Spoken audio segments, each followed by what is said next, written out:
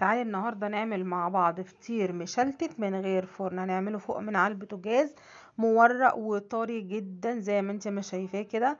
جرب كملي بقى معايا الفيديو وامشي على الخطوات اللي انا عاملاها خطوه خطوه. هيطلع معاكي انجح واسهل فطير مورق وطري ومن غير فرن، وهنعمله على البوتاجاز بطريقه سهله جدا زي ما انت ما شايفه كده. طري جدا شايفاه وشايفه التوريقه بتاعته.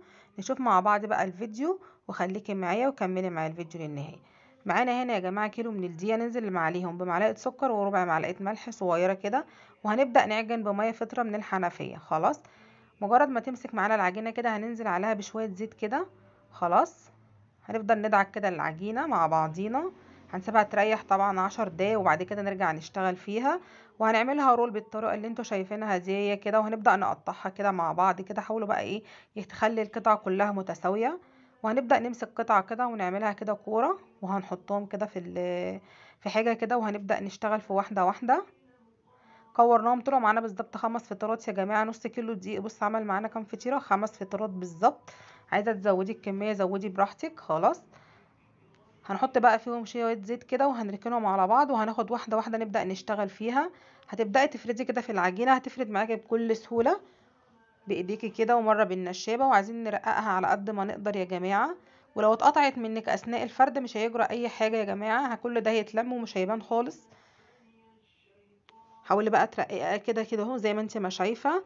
جربي بقى طريقتي دي، بصراحه سهله جدا وبسيطه، هتخليكي احلى من احلى محترفين في الفطير. خلاص، مش هيحدش هيصدق اللي انت عاملاه، بس جربي الطريقه دي وعلى ضمانتي. هتبداي تفردي كده وتدهني السمنه، وهنبدا نتني الاطراف كده، وكل تانية نحط بقى مسحه زيت سمنه اسفه. وهنبدا نطبق الفطيره بتاعتنا كده، وخلصنا كده اول واحده وهنبدا نكورها كده. كده اول فطيره خلصت معانا. هنشتغل بقى في كل الفطيرات بنفس الطريقه. هنركنها بقى دي كده مش هنشتغل فيها. هناخد بقى التانية وهنبدأ نعمل فيها نفس اللي عملناه في الأولانية. هنبدأ نفرد كده مع بعض. كملي معايا الفيديو والله النهارده مجرد ما تتفرج على الفيديو ده هتبقي محترفه في عمايل الفطير. ولو عندك اي كميه دي هتقومي تعمليها وتجربيها.